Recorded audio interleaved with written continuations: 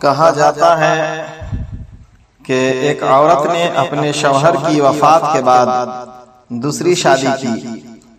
اس کا پہلے شوہر سے ایک 3 سالہ بیٹا تھا۔ جب اس عورت نے دوسری شادی کی تو وہ اپنے بیٹے کے ساتھ اپنے نئے شوہر کے گھر منتقل ہو گئی۔ نیا شوہر بہت امیر تھا، اس لیے اس نے اس بات پر کوئی اعتراض نہیں کیا کہ اس کا بیٹا بھی ان کے ساتھ رہے۔ شروع میں وہ اس بچے کے ساتھ کھیلتا بھی تھا اور اسے اپنا ہی سمجھتا تھا، لیکن 1 سال بعد جب ان کا اپنا بیٹا پیدا ہوا تو شوہر کی محبت اور توجہ بدلنے لگی۔ اب وہ اپنے سوتیلے بیٹے سے کترانے لگا اور اس کے ساتھ پہلے جیسا سلوک نہیں کرتا تھا۔ اس کا سارا دھیان اب اپنے حقیقی بیٹے پر تھا۔ ایک دن جب وہ کام سے واپس آیا تو اپنے بیٹے کے لیے ایک نئی سائیکل لے کر آیا۔ ماں کا دل کٹ گیا جب اس نے اپنے یتیم بیٹے کو اپنے چھوٹے بھائی کو حسرت بھری نگاہوں سے دیکھتے پایا۔ ماں نے شوہر سے درخواست کی کہ وہ اپنے سوتیلے بیٹے کے لیے بھی ایک سائیکل خرید دے، لیکن شوہر نے انکار کر دیا اور کہا کہ وہ اس بچے کا ذمہ دار نہیں ہے۔ اگر ماں نے دوبارہ اس بارے میں بات کی تو وہ بچے کو گھر سے نکال دے گا۔ ماں نے اپنے بیٹے کے تحفظ کے لیے یہ بات مان لی۔ وقت گزرتا گیا اور دونوں بچے بڑے ہو گئے۔ شوہر نے اپنے حقیقی بیٹے کو ایک بہترین پرائیویٹ اسکول میں داخل کروایا، لیکن سوتیلے بیٹے کے لیے کچھ نہیں کیا۔ اس نے کہا کہ وہ اس کا والد نہیں ہے، اس لیے اس پر اپنا پیسہ کیوں خرچ کرے۔ اس نے کہا کہ یہ لڑکا نہ تو اس کا نام لے گا اور نہ ہی اسے کوئی فائدہ پہنچائے گا۔ ماں نے غصے سے جواب دیا، ہاں وہ شاید تمہارا خون اور گوشت نہیں ہے، لیکن اس کا مطلب یہ نہیں کہ تم اسے تعلیم سے محروم رکھو اور اسے جہالت کے اندھیرے میں چھوڑ دو۔ کیا تمہارے دل میں ذرا سی بھی رحمت اور شفقت نہیں؟ شوہر نے کہا، بس بہت ہو چکا، میں اب اس کی موجودگی برداشت نہیں کر سکتا، میں اسے اپنے گھر میں نہیں دیکھنا چاہتا۔ لڑکا اپنی ماں کے پاس آیا اور اس کے آنسو پوچھتے ہوئے کہا، ماں پریشان نہ ہو، کچھ بھی ایسا نہیں ہے جس کے لیے آپ کو رونا پڑے۔ میں تھک چکا ہوں آپ کو روزانہ میری خاطر اس شخص کی توہین برداشت کرتے دیکھ کر۔ آپ کی خوشی کے لیے میں یہ گھر چھوڑ دوں گا۔ وہ لڑکا اپنی ماں کو چھوڑ کر چلا گیا، اپنے کپڑے اٹھائے اور گھر سے نکل گیا۔ ماں کا دل جیسے آگ میں جلنے لگا۔ اس کے دماغ میں سوالات اٹھنے لگے کہ اس کا بیٹا کہاں جائے گا، کہاں رہے گا، کہاں کھائے گا، اور اگر وہ بیمار پڑ گیا تو کون اس کی دیکھ بھال کرے گا۔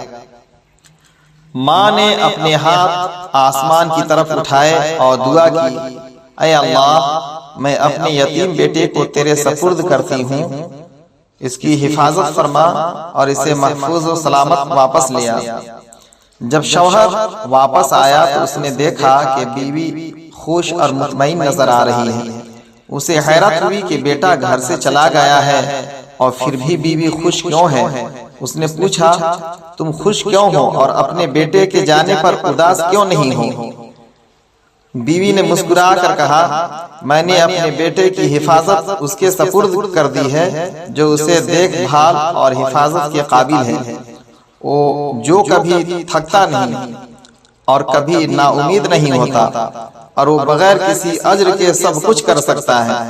شوہر نے حیرت سے پوچھا، وہ کون ہے؟ بیوی نے کہا، اللہ عز و جل۔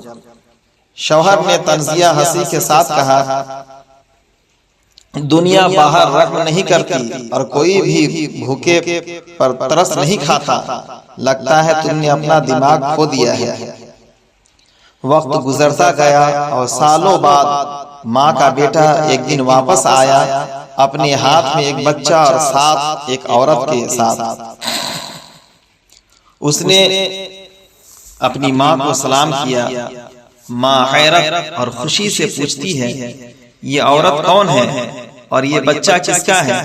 بیٹے نے جواب دیا یہ میری بیوی ہے اور یہ میرا بیٹا۔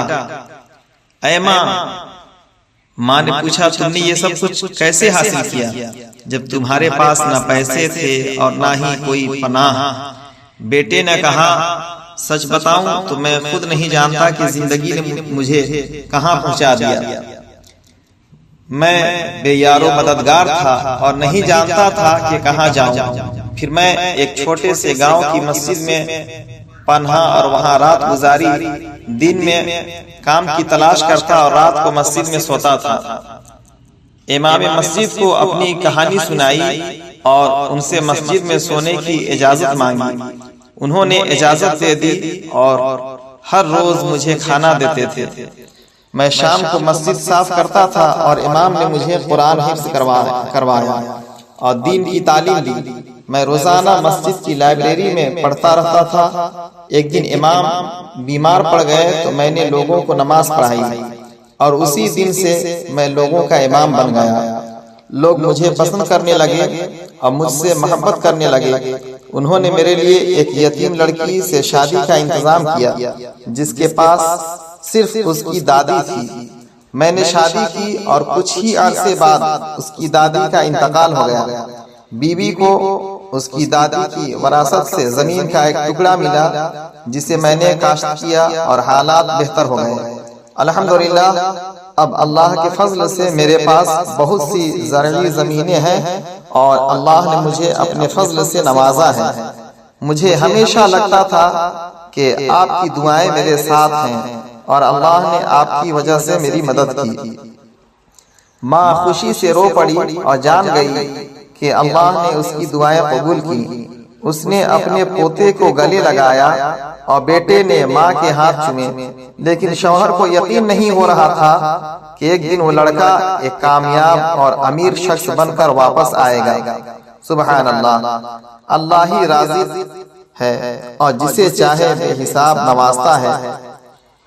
اس یتیم بچے کو اس کی ماں کی دعاؤں اور رضامندی کی بدولت نوازا گیا اور آخر میں حضرت نبی کریم صلی اللہ علیہ وسلم پر اور ان کی آل و اصحاب اور تابعین پر قیامت تک کے لیے درود و سلام بھیجنا نہ بھولیں۔ ویڈیو پسند آئے تو یوٹیوب رضوی چینل لوہردگا کو سبسکرائب کرنا نہ بھولیں۔